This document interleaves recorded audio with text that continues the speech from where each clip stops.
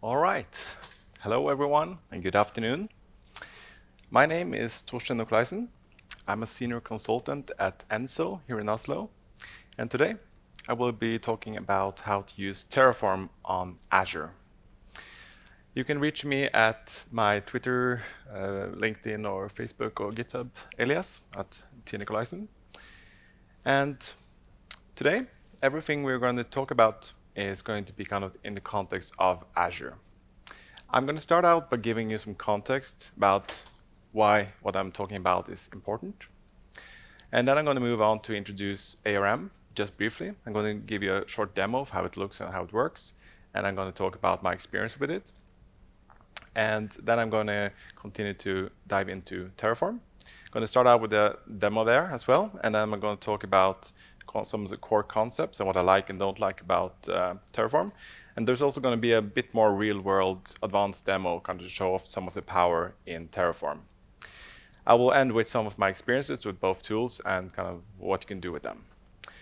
Hopefully, you will learn to use both tools, kind of basic usage, and how they are different. I'm not going to say which one is kind of better. It might be individual, what you like. And the slides and the code I'm going to show is going to be shared. There will be a link on the last slides so you can download them. There are also some links inside the slides, so just download the slides afterwards if you want to check out the resources. So I'm guessing most of you know about DevOps. And I'm also guessing that there are as many definitions and understandings as there are people in the audience right now. But one thing is for sure. It is changing how we're doing things in our industry. And to me, DevOps is just about delivering software faster and more reliable. And people who talk about DevOps, they usually kind of bring up these four categories of things. It's about changing the culture, bringing down barriers, bringing operations and developers closer together, and maybe also changing how the organization work. It's about measuring things to make sure that you're continuously improving and that your software is working and all those things. It's also about sharing knowledge, those hard-earned lessons, collaborating more, and also getting feedback. But most importantly, for today's talk, it's about automation. And that's where you find infrastructure as a code. And I can tell you what's not infrastructure as a code. If you log into the Azure portal, start clicking around and creating resources, or if you open up your favorite shell, start typing in commands and hitting enter, that is not infrastructure as a code. Infrastructure as a code is when you express what your infrastructure using code. And you can then create it automatically every time. And that means that you can build your infrastructure in a consistent and predictable way every time. And everything, or most things, can be automated or at least managed somehow using scripts or tooling. And it's also about automating the right things. There are things you do every 2 years that is quite important. Many of us have to renew the SSL certificates on the public web page. And if you forget to do that, everything goes down. That's one thing that might seem kind of counterintuitive to automate, but it might be a very valuable thing to automate because the consequence is high. There are 4 different categories of tooling related to infrastructure as a code. Today, we're talking about provisioning tools. That's where we have ARM and Terraform, and also AVS CloudFormation if you're on the Amazon cloud. We also have things called server templating tool. That's where we have tools like Docker and Packer, and also Vagrant. And then we have ad hoc scripts. Those are just your PowerShell scripts, your Bash scripts, your Python scripts that you have that you use to do some one-off things. And then I have configuration management tools, which are tools that are managing an existing server, things like Ansible, Puppet, Chef, etc. And I'm not going to say which tool is better or not. I think it's more important that you start using some of these tools if they can help you in your context.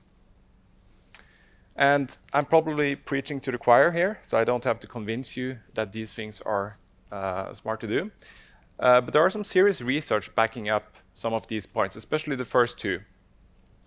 So if you need to convince management, you can kind of point them to this slide.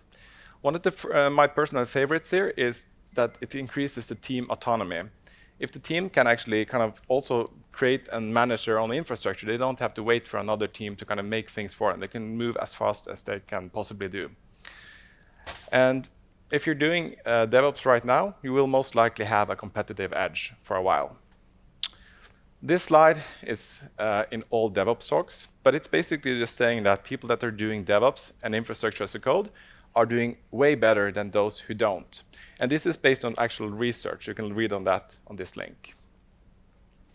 I just want to clarify some terms to get us all on the same page here. When we talk about imperative provisioning of resources in Azure, we talk about a way where you explain step by step what should happen. And that is what you do when you use PowerShell, C# or Python or the Bash scripts to kind of create your infrastructure. And if you're doing declarative provisioning, you're just saying, I want this, and don't say how it's supposed to be done. And that's where we have tools like Terraform and ARM. And if you're fairly new with Azure, I'm going to talk about a bit about resources in Azure. And a resource is just a thing you manage. It could be a virtual machine. It could be a Kubernetes cluster. It could be something as simple as a public IP address. All those things are resources. And we also have something called resource groups, and you can just think of them as folders where you kind of organize and collect your resources. So we developers kind of just think we deploy software to Azure. And we might have an application running in Azure. And some developers are content just to think of it at this abstraction level, like I have an application in Azure and that's okay. But if you kind of dive down a bit, there is a server running your code. And if you care about security, you maybe store your secrets in a secure way, and you most likely have a database. And more developers maybe have this kind of view of how their code runs, but you can still dive deeper. If you have a virtual machine in Azure, you most likely need these other resources for it to work. And each of these resources need to be configured and connected correctly together in order to kind of make that server work. And if you care about secrets, you are probably using Key Vault. And you could just make do with just a Key Vault. But if you want to have diagnostic log and audit logs, you should make a storage account. And then those two have to be connected together. And the same goes for the SQL Server. You want somewhere to put your backups. And again, it's another storage account.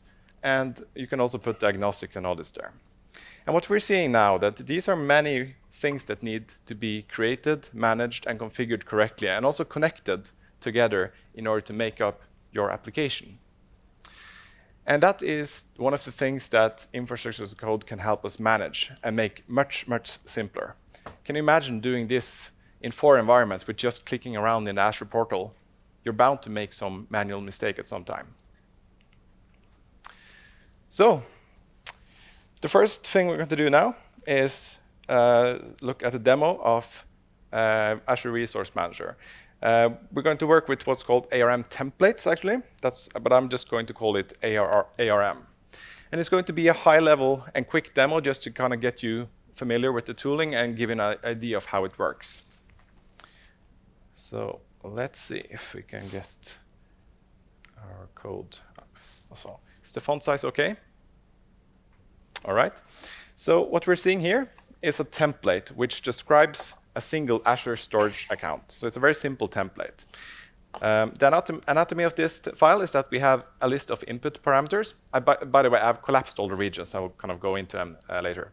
But we have input parameters. Those are required for your template to run. And then we have a list of variables. They are kind of local variables that you can create within your template and use. Then we have a collection of resources, which is what we're going to deploy and create. And then we have something called outputs, which is that you can pick a value or property from one of the created resources and then make it available for other scripts later. So in the parameter list, we find pretty much what we expect. We have a list of parameters like location. We have to say which type it is, and it can also have default values. And if I start typing here, you'll see that I get some code completion. And there's 2 reasons for that. One is that I have a plugin in VS Code that gives me some tooling support, but it's also all the templates have a JSON schema. So that means that the editor gets a lot of help to know which values to propose here. So the tooling is quite good. So there's nothing special here. Then we have the variables. I'm not going to spend a lot of time on that, but again, I just created 2 variables to have to avoid having to write all these complex things all over the place. And then we have the resources. And here we're looking at one resource, and we can see here it has a type property, and we say that the type is a storage account. And we have a name property, the name of the storage account. And here we're using a special syntax. You can see we have square brackets, and within the square brackets, we can have functions. So parameters is a function that reads the storage account parameter from the parameter inputs. So that's just kind of retrieving that and uses that as a name. The next thing here, the API versioning, I'm going to get back to that in the slides. It's a bit complicated. And the location is just where we want to kind of deploy our, in which Azure region we want to deploy it. And again, I'm just referencing a parameter. Then we usually in resources have a list of property, which is kind of the configuration of that resource. And here I'm just saying access tier and if it should only be on HTTPS. And again, just referencing parameters. Then we have the next 2 here. They are a bit inconsistent. I'm not sure why they are not within the property object. They should be there, but I'm guessing there's some legacy reason for that. They're also just properties on the storage account. This one, the depends on, that's more special. So in ARM templates, you need to explicitly say what other resources your resource is dependent on. And ARM needs that in order to build up a dependency graph so it can create all your resources in the correct order. And you have to be explicit here about this. And then we just have a list of tags, which we get to see in the Azure portal. It can be used to manage and organize things. The last thing here is the outputs. I'm just declaring that I want a storage account output. And here I'm just using some functions in order to pick out the access key to that storage account. So let's try to create this. The first thing I will need to do is get a working shell, like so. All right, and then I do AZ group create. Sorry about that. So the first thing I do is create a resource group. That is because I need somewhere to kind of deploy my template to. And when I have that one, I can make a deployment. And this deployment, which I'm now running, will actually deploy it into this resource group, and I'm referencing the template file I just showed you. And I also have a list of parameters. So instead of having to type in all the parameters in the command line, I have made a file which contains them here. It's pretty straightforward format, as you can see. And I think it just finished. No, it's still running. All right, so what it's doing right now, it's first validating the template.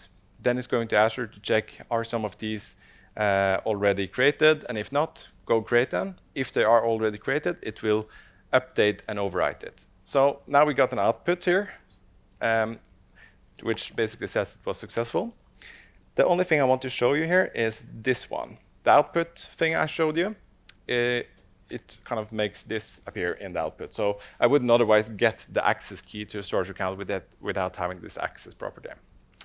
So let's look at that in the Azure portal. Let's see. So here you can see I got a new storage account. I'm going to zoom in a bit for you. And we can see that it has all the properties created and also the tags that I assigned.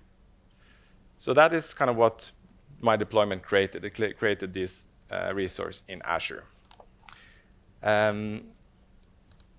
Yes, and if I made any changes in the portal and I redeployed the template would be the source of truth. So all the changes that I've done in the portal will be overwritten and removed the next time I deploy the template.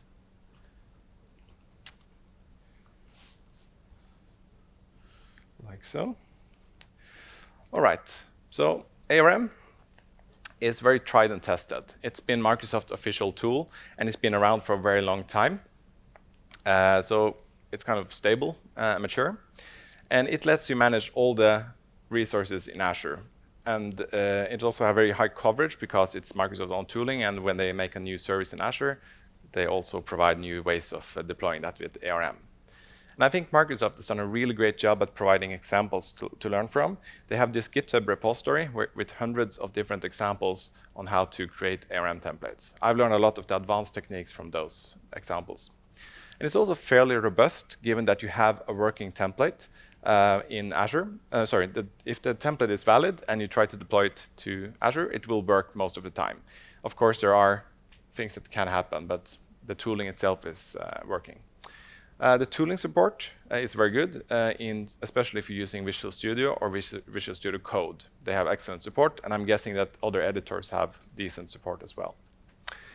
And they have this cool feature which can kind of improve security in your deployment, where you can retrieve secrets from a key vault at the moment you're deploying. That allows you to actually deploy to a production environment and not knowing or having access to the production secrets, like a password to a database or a private key or whatever. So that's a really powerful feature. But it has a flip side, which I will get back to. And I personally don't think JSON is the right way to describe this infrastructure. The reason for that is it has a lot of syntactical noise. You have the square brackets, the quotation marks, and the curly braces all over the place, and there's no obvious way to add decent comments and kind of format your code in a way that makes it easy to understand. And you saw some of the functions that are used. They are just inside strings, and it's very hard to read that code because you cannot format it as you can with the usual other code. So I don't personally think that's very easy to maintain. And also, if you have a large infrastructure and manage, it quickly grows very hard to maintain and reason about how it all works. And what people usually do is when they get to a certain level of complexity, they write their own tooling around ARM, like Python scripts or other things to kind of manage that complexity. And you also saw some of the inconsistency where kind of some of the properties just are outside the property object. There are other inconsistencies that will bother you when you use ARM. You get used to them and you get around most of them, but it's the learning curve is a bit steeper because of this. And if you kind of want to reuse parts of your templates, that's not easy. They have no obvious mechanism for doing that, but you can probably do it if you do scripting as well. And one thing I often want to do is configure a resource directly after creating it. So one of the examples is I often want to add a secret to the key vault as I'm deploying, but that's not possible with ARM. And I often get really bad error messages from ARM, and they are kind of not helpful, and you often have to Google to figure out what's going on. And you saw that API string, that's just a date. If you change that one, the first thing that happens is that you change the JSON schema validation. So if you have a valid schema and change that version, then it suddenly stops working, or you might get an invalid template. But there's no documentation on what the different versions mean and how they work, or what the change will actually be. Does it actually change a version of resource deployed to Azure? I don't know. And it's actually, you cannot find the answer easily, at least not me. And I often run into things that I think should be simple, but they turn out to be very hard to achieve in ARM. And in those scenarios, I often end up with having to run scripts after my deployment. And if you use that cool password, key vault thing, where you reference key vault, you will need to add this amount of text to every secret you want to reference.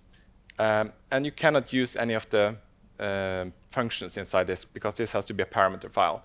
That wouldn't be so bad itself, hadn't it been for that these three things often tend to change between each environment. So that means keeping this in sync. If you rename, for instance, the secret, the resource group or the vault name, you have to kind of maintain this. So this is kind of, it can work in some scenarios, but expect that it's going to need some extra maintenance. All right. So let's look at Terraform. And I'm going to dive straight into a quick demo. And you're going to see some of the basic features and commands. And there will be a lot of new things, but I will, in the following slides, go through some of the concepts. And I'm also using the latest version of Terraform that came out a few weeks ago. It's version 0.12. So that's brand new. So let's see if I have a working shell. Yep.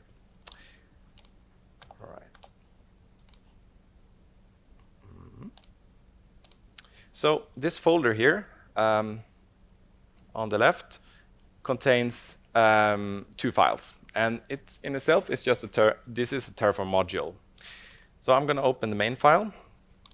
And inside this file, we see the same thing that we deployed in the previous demo. It's one Azure storage account. And the first thing we see here is that I've explicitly defined what's called a provider. And a provider is what gives me access to work with the resources in Azure. And then we have the variables. It's the same as the input parameters in the other example. And you can see that it's much simpler to define them because they are strings by default. So unless I want to have another type or some other default values, they can just be a one-liner. And then there's some other thing that is new here. I can actually create the resource group in the same template and not having to create it before I do the deployment. There is a way to do that in ARM, but if you try it, you will see that it's much more complex than it needs to be. So I wouldn't recommend doing that. And this resource, as we can see here, is built up with saying what kind of resource you want and giving it a name. And the resource type is built up by first saying the provider and then giving it specifying the resource type. And this name is just an alias for this specific instance of the resource. Again, it has a name. I just hard-coded it in this scenario, but I'm also referencing the variable here for location. And you can see that this syntax is a bit simpler than what we saw in ARM. And also I have the tags here for this resource group. And then we have the storage account. You can see here that the resource type is storage account. And here we have something new. This is the resource group that you want to put this storage account within. And what I'm doing here, I'm referencing the other resource that we have created here. So the way we do that is that we say, OK, find the Azure resource group with the name RG and use the property called name from that. So that's how you can reference properties. And it has a lot of other properties, but you can just reference it. So you have to reference the whole kind of thing. You can't have just one name. You have to combine the resource type with the alias you gave it. And for the rest of the properties, you can see here that it's more consistent. It's just a flat hierarchy here, and they're all just referencing the variables, the input variables. And same thing here, we have some tags. And here's also the same output, but here's 2 things to notice. The first thing is that, again, we're saying find the storage account with the name SA and read out the primary access key property from that resource. And then I can also specify that it's a sensitive thing. That means that it won't be shown in most of the outputs when I run commands. And that's a neat thing. So let's try this out. So when we run Terraform, the first thing we do is run Terraform init.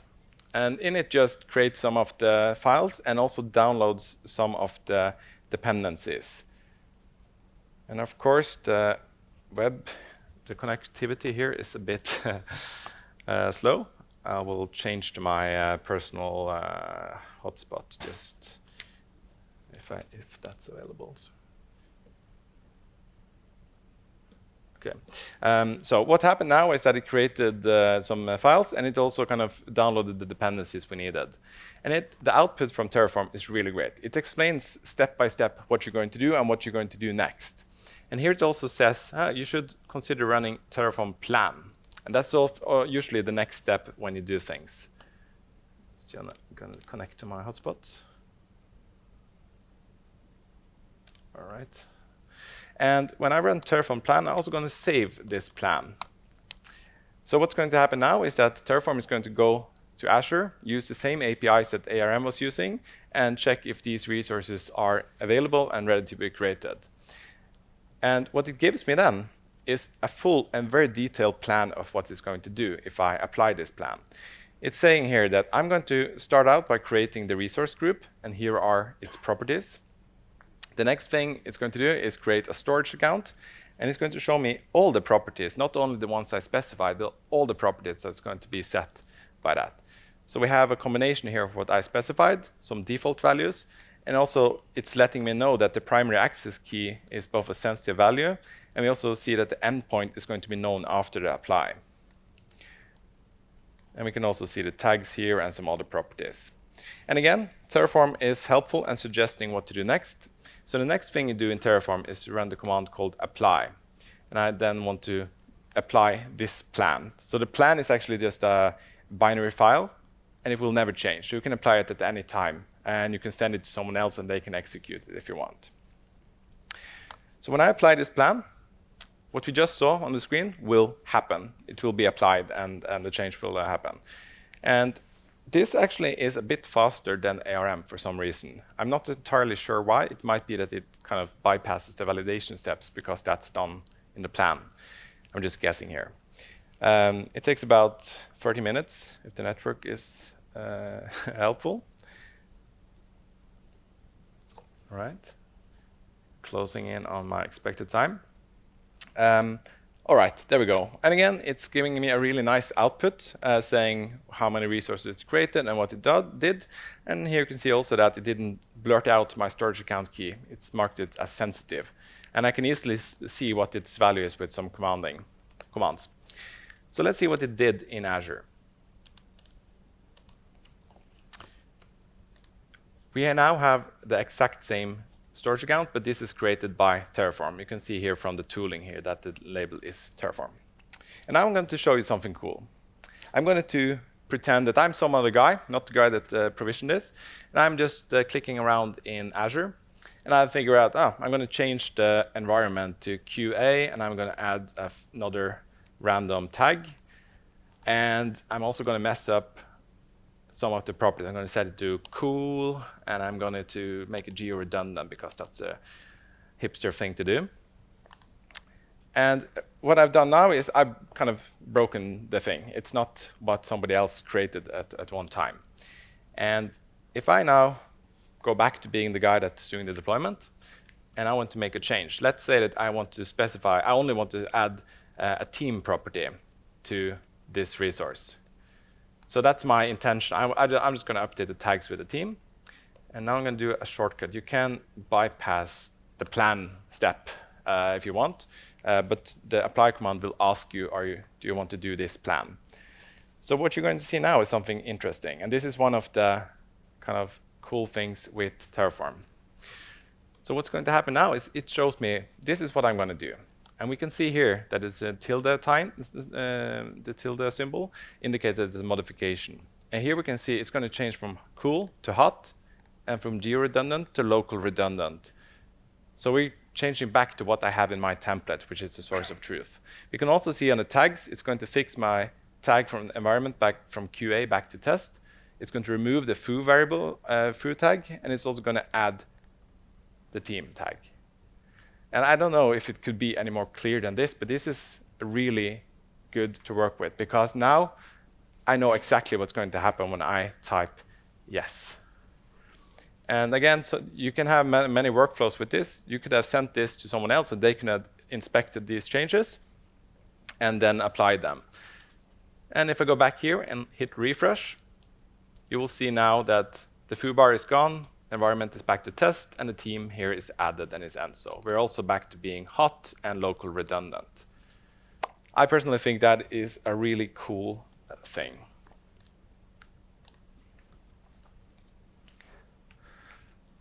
So, all right, so that was Terraform we just saw. It's a tool created by HashiCorp.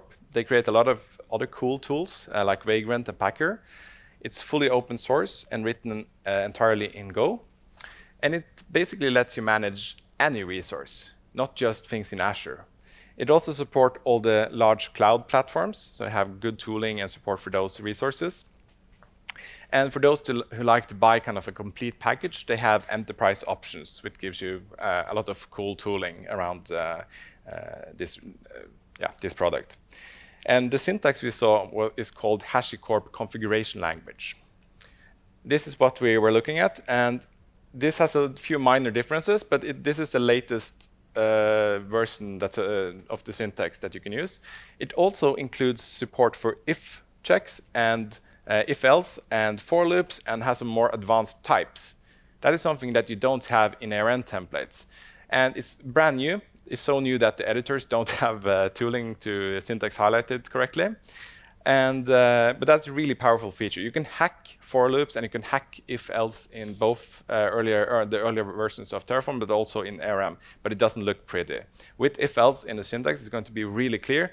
If production, do this. If not, do this. That's clear and a good thing to have. And you can also write these templates in JSON if you really want to. Terraform supports JSON syntax. But if you compare them, you see that you lose the support for comments. And like I mentioned earlier, I personally think that it's a much more noise in the JSON version. For me, it's harder to read. It took me about 30 minutes to get used to the syntax of HCL templates. Terraform itself is, like we saw, just a command line interface, and it's just a single file. And it's cross-platforms. You can use it in Windows and Unix and Mac OS. And it's very easy to use. It's quite intuitive, the interface. You kind of can figure out what the commands are, and you also get a lot of help from the tooling itself saying, run this command next. And I often find answers to my questions using the CLI just by using the help commands inside Terraform. And there's something I want to walk through some of the concepts and key concepts in Terraform. The first thing is providers. And we just saw the Azure Resource Provider. And what that does, it basically just gives us access to work with the resources in Azure. It understands the APIs under the hood. And there's over 100 different providers available for Terraform. They expose over 1,000 different resources that you can work with. And they span across things like infrastructure, platform, software, and functions as a service. The next thing is modules. And you can think of modules as a function. You have some input, and then you get some output. And that output could be one or more resources. And they say that it's a container for multiple resources used together. That's kind of an OK definition. But it enables you to do easy reuse, because a module can be easily kind of reused in different infrastructures. And you can also create simple abstractions over kind of complex resources. That's a really powerful tool in some settings. And if you kind of add them to a registry, like if you think of NPM as a registry, but if you then have another Terraform module registry, you can have versioning on your modules. And that's really powerful. That means that you can add new versions without breaking existing templates. And you can do cool things like having a company standard key vault module, which is set up after company standards, and not having to figure out how to do that every time. You can just use one module that you can kind of import. And then you have something called state. And state is a very large JSON file, which you get when you run the commands. And it basically contains all the data about your managed infrastructure. And we're talking things like connection strings, IP addresses, passwords, and access keys, and everything. And it's in clear text. And it is needed for Terraform to work, because one of the reasons is that it's cross-platform or cross-cloud, and it needs to have this JSON file in order to work with multiple clouds. There's a lot of other good reasons for it. You can look at this link here if you're curious about why. But it also uses this to track dependencies between different clouds, but also maybe if you have non-cloud resources. And for very large infrastructure, we're talking kind of thousands or hundreds of things you manage, you can use this to get much better performance because of the state file. And then you have something called a backend. And a backend is something that is some place where you store your state file and where you can work. And the backend also kind of defines how you interact and work with that state file. What I've been doing in my demos now is using what's called a local state. And that's OK if you're doing kind of solo projects or just doing experimentation or demos. But if you're going to do this in a professional context, I recommend using the remote state. And if you're using Azure, there's already pre-made remote backend, which is called Azure Storage. And when you do use that, the file will be saved and managed in Azure Storage. You also can use any of the other, like if you use the Terraform Enterprise product, well, they'll keep your state file safe and secure. And when you use remote, you can easily collaborate with the other. It does like things like locking when you are doing a deploy, so you don't get race conditions. And the last concept I want to talk about is data sources. And this is really cool. You can put in a data source that kind of points to a resource anywhere. So as long as it kind of is supported by Terraform. But you could have if you have an Azure infrastructure, you could point to a data source which could be a MySQL server, either running locally in a data center or in Google Cloud. And what you can do when you have a data source is that you can read the properties from that resource. And you can use that in your template. And a scenario that is kind of plausible is that you could have create a firewall, and you wanted to get some IP addresses from other tooling or other servers. You could add them as data sources and then get the IP from the data source and use that as input to your firewall. So there's a lot of cool scenarios that you can kind of do with these data sources. I think you can think of them as read-only resources. And don't worry that Microsoft is going to make life hard for HashiCorp and Terraform. They have actually collaborated for many, many years already. There's a guy called Tom Harvey. He's working in HashiCorp, and he has written most of the modules for the Azure integration. He was on a meetup here in Oslo, and he told us that he had received a lot of help from Microsoft to develop and maintain these modules. So they are collaborating. And just to prove it, if you open up an Azure Cloud Shell in the portal, you will see that Terraform is already pre-installed in that shell. So you can start playing around with it in 5 minutes if you want. So, time for the next demo. And this time, we're going to try to make it a bit more complicated or complex and see how Terraform helps us. And we're going to create an Azure function. And an Azure function has to reference a service plan in order to work. It also needs a storage account where it saves the binaries and also the diagnostic data when it runs. And we most likely want to have application insights associated, so we get kind of metrics and information about its performance. And if we want the functions running to be able to retrieve secrets, we need to have a key vault. And in that key vault, we are going to put a private key. And the private and public key are going to be resources that are part of Terraform. That is not possible with ARM, but it's actually a resource in this context. So all these things we see are resources that Terraform will manage for us. And we're going to put the public key inside the Azure function as an application setting. And I want to just spend a few seconds just thinking, how would this look in ARM? How would this look in a PowerShell script or Python script? Or how would you do this if we were to click around or type commands in a shell? That's a lot of work, if you ask me.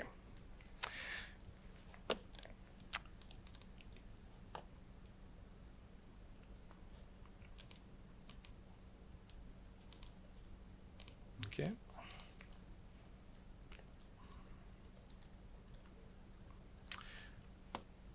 All right, so on to the next demo.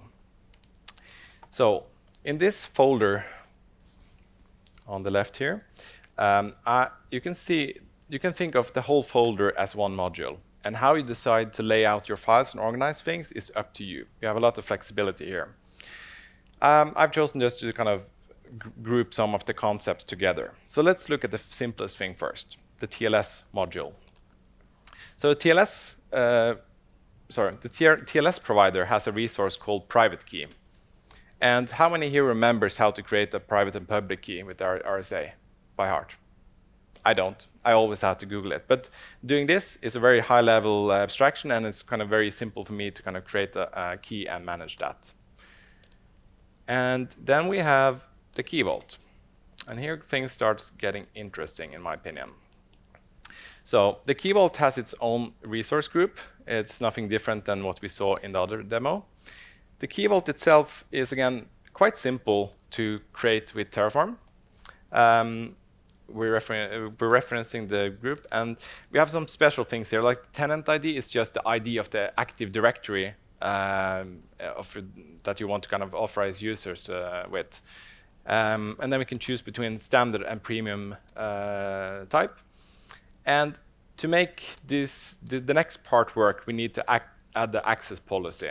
And an access policy just gives someone in Active Directory access to modify work with resources. So I also have kind of added a default user that I want to have access. Those are details.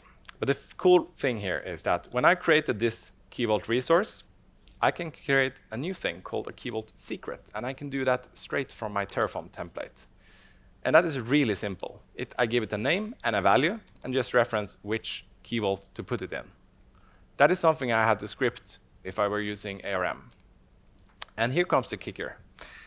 I can add my private key here in a secure way. Actually, I can add my private key here without ever seeing it. I don't have to know it. It hasn't touched my shell. It hasn't been on my clipboard. It's only been within the memory and the tooling of Terraform. So again, here, I'm referencing the private key called demo and getting the private key PEM property of that. And I'm saving that into the Key Vault using the private key name. All right. The next thing is the function. And the function is a bit more complicated. You saw all the arrows going in and out from the function, so I'll try to work through it. The first thing is the resource group. It has its own resource group for all these resources that you see now. And then we have a storage account. It's the same thing we made in the previous demo, so nothing fancy here. And then we have the app service plan. And I wanted to make what's called a consumption plan. That's kind of the cheapest way to run an Azure function. But when I wrote this the first time, I was like, how do I do that? What are the variables and values I need to add?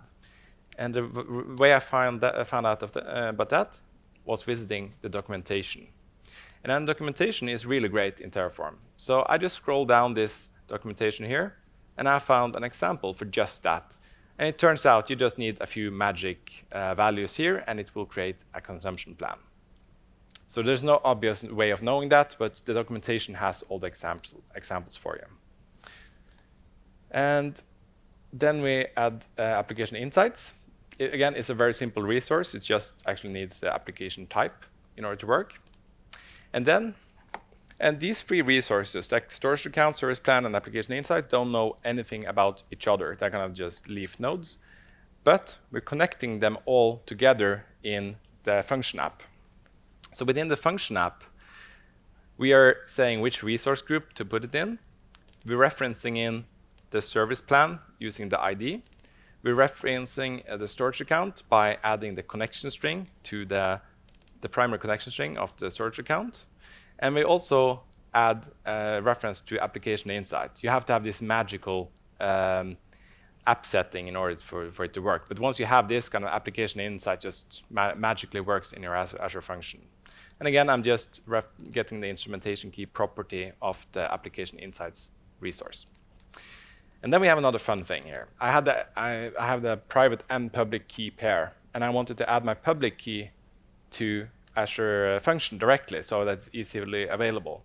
So what I'm using here, I'm using a base64 encode function, and I'm again referring to the same resource, but I'm now getting the public key PEM and adding that. And you can add as many properties as you want to the app settings when you create a resource.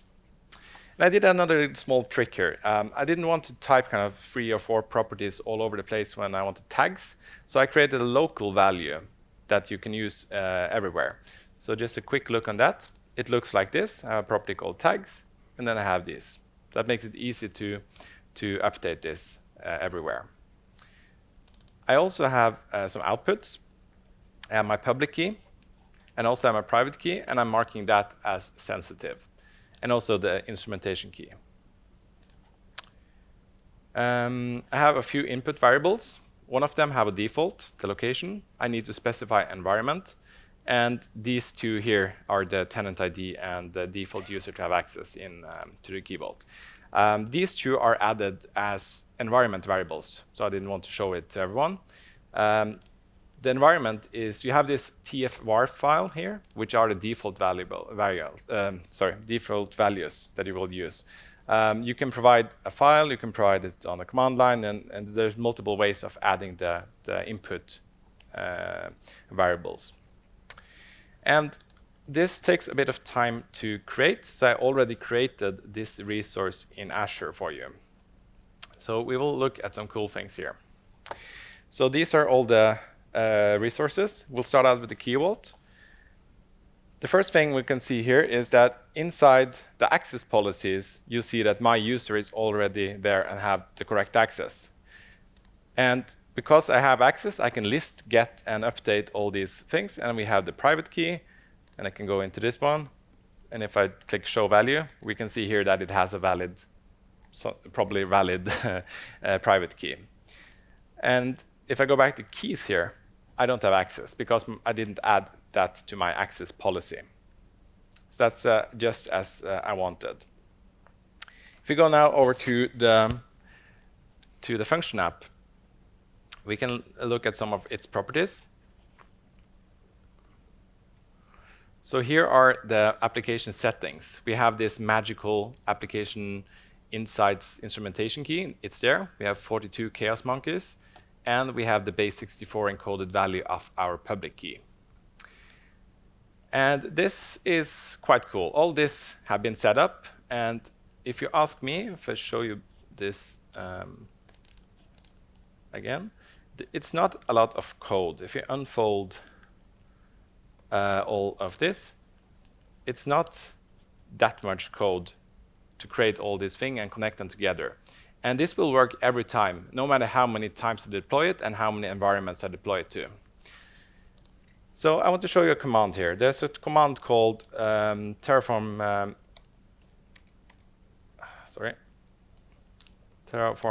output, and it will kind of list out the outputs. And you can see that my private key here is still sensitive when I type this out. But if I do Terraform output and say I want a JSON object, it will actually print out my private key right on the screen.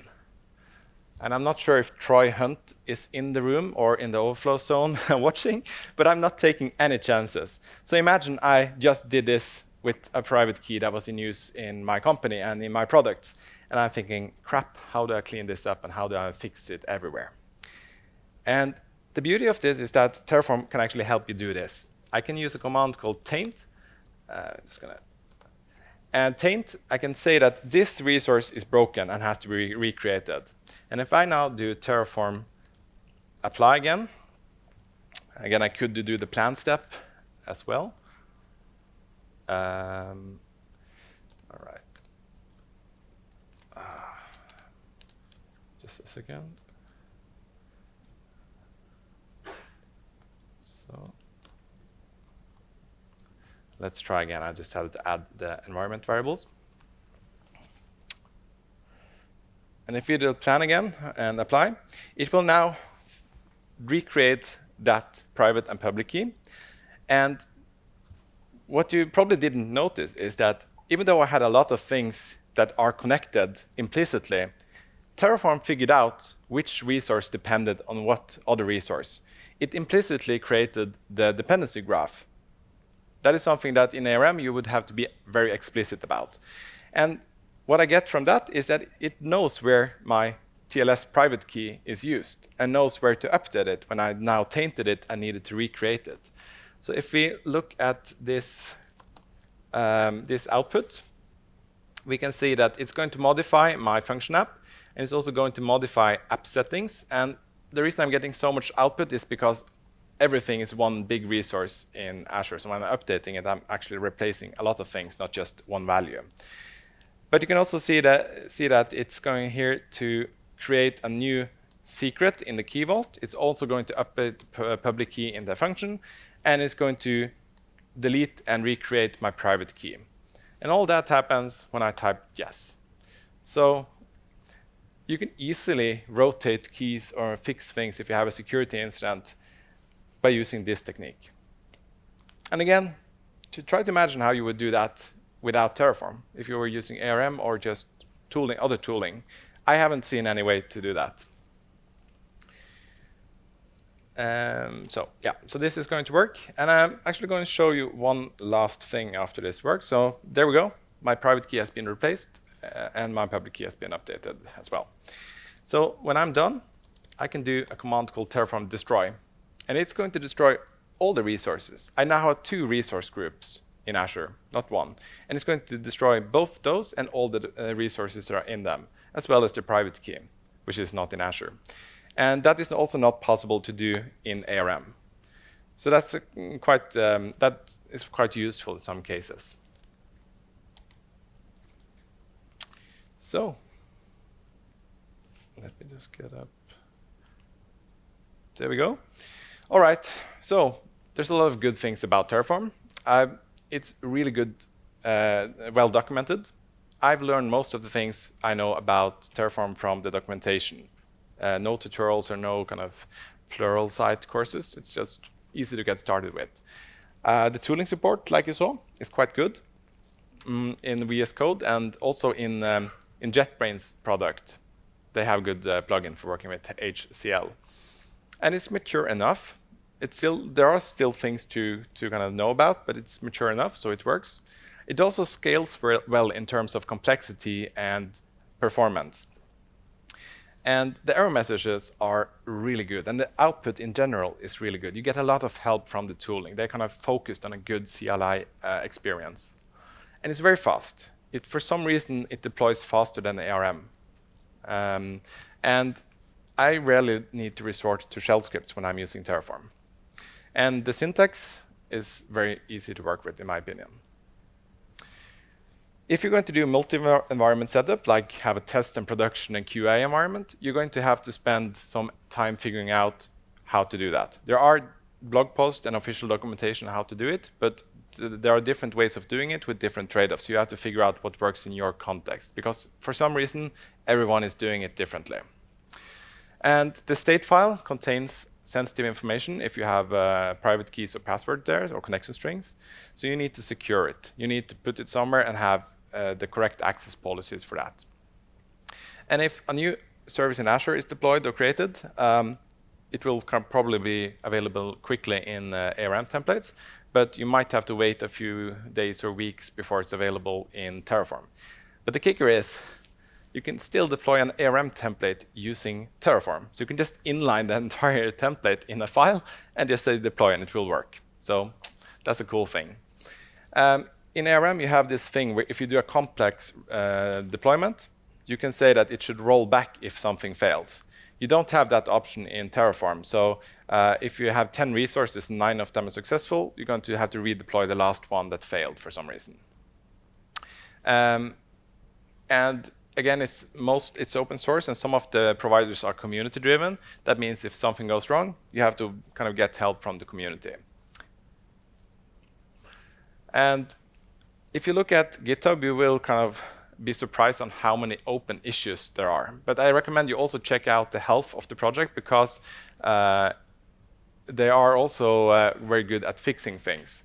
And for Azure, things are quite stable, but I recommend if you're going to consider Terraform, look at the issues and see if there are something that might affect you and your use case. And people like me, we tend to be very enthusiastic about Terraform, and we don't talk that much about kind of the issues, but there are some minor issues. But overall, I don't have anything to complain about. For me, it's worked better than ARM. And if you are dealing with really large infrastructure, you might still want to use some tooling, like TerraGrunt, which is just to reduce the boilerplate.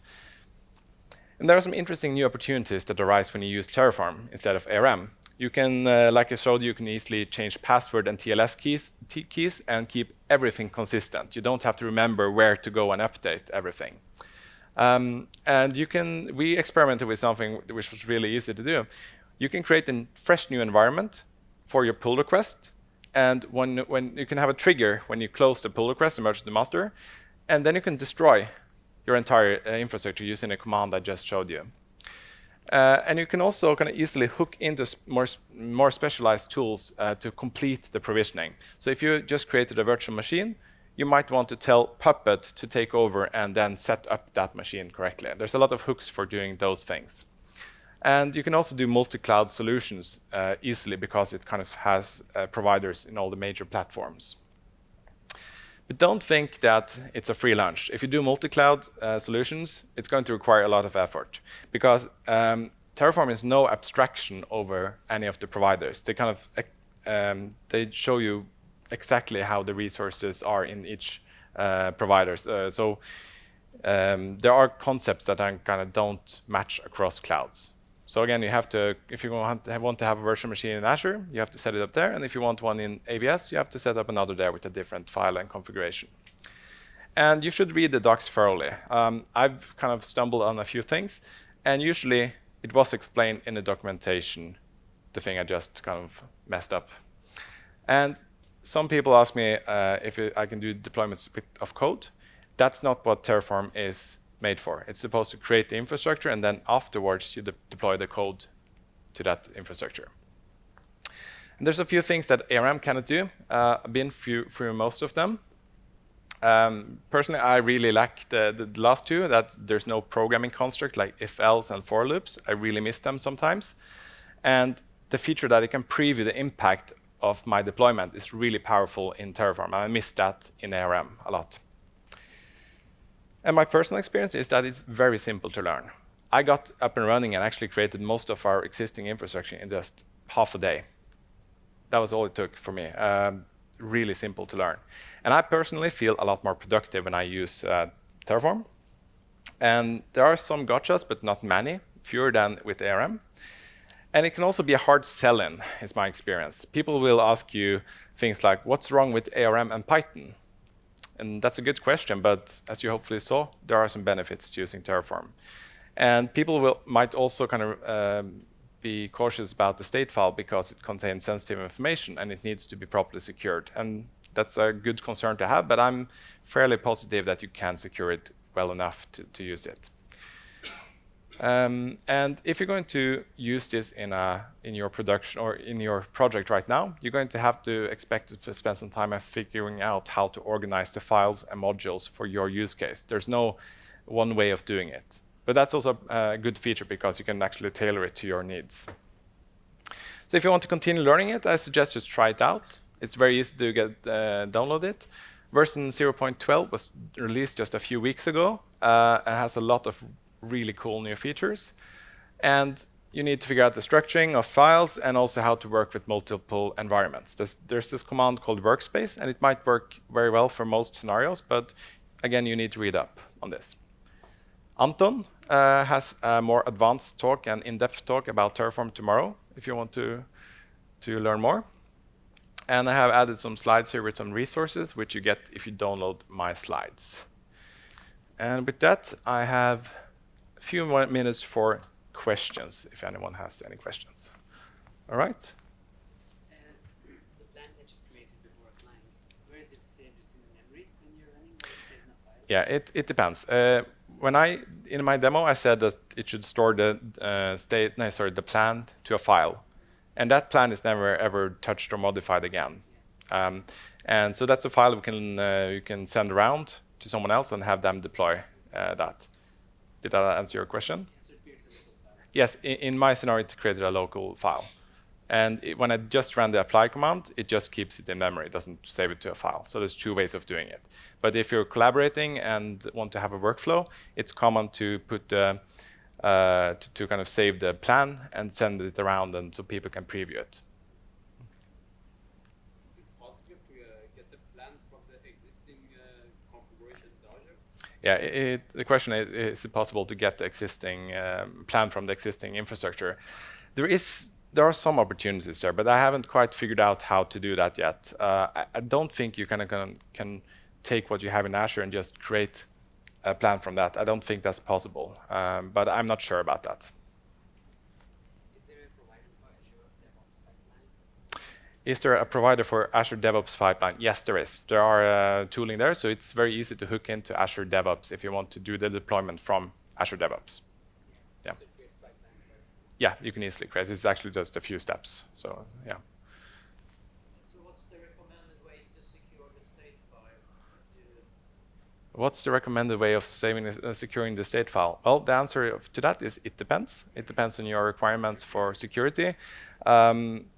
If you use Terraform Enterprise, they will kind of take care of all of that. If you are going to use, for instance, Azure storage account, there are ways to secure that, and you should read up on the documentation on how to use Azure storage account in a secure way, because it is possible, but you need to research that. And there are also tools that can help you encrypt parts of that state file so that it's impossible to get the secrets even if you get the state file. But that's extra tooling, and they were in the slides as resources. You mentioned the multi-environment was not straightforward in Terraform. Is that easier in ARM, or is there problems with that? Yeah, it's easier in ARM to do multi-environment setups than in Terraform. That it depends. It depends on what kind of needs you have for multi-environment. If you just want to have a replicated environment just with a different prefix of the resources, like you want prod and test prefixes, then I would say it's the same type of complexity in both. If you have more advanced need, I would say it's harder to do it in ARM and maybe easier in Terraform. It isn't that big of a deal if you have a pretty straightforward multi-environment setup. So the workspace command that I talked about gives you tooling to do that. But again, everyone has different ways of dealing with environments. So you need to figure out what works for you. So you need to kind of just try it out and see if it works. Any more questions? One more question. Is there like a syntax validator or like this Terraform syntax? Yes, there are. I was using VS Code, so it gives me both syntax highlighting and code completion, and as well it highlights possible problems. You also have a validate command, and you also have a Terraform formatter, which just formats your code automatically. I used that in my demos. Each time I saved, I formatted it, and it aligns all the values with the equal signs, and it keeps things very pretty and consistent. What kind of support we have for testing and interactive tests? I haven't seen any effort on testing, but that's a good question. I'm not sure. I haven't seen anything, but there might be some testing tooling for this. Like just you cannot create a result, you result an error. Yes, yes, you will get an error if something fails. It's very kind of, it doesn't leave you in a limbo state. It will tell you if something went wrong. So if you get a successful result, it's kind of, that will have happened. So I think that was all I had time for. You can reach me on this on my contact info. You can get the slides and code there. It's up on GitHub already. And with that, I just want to say thank you for coming.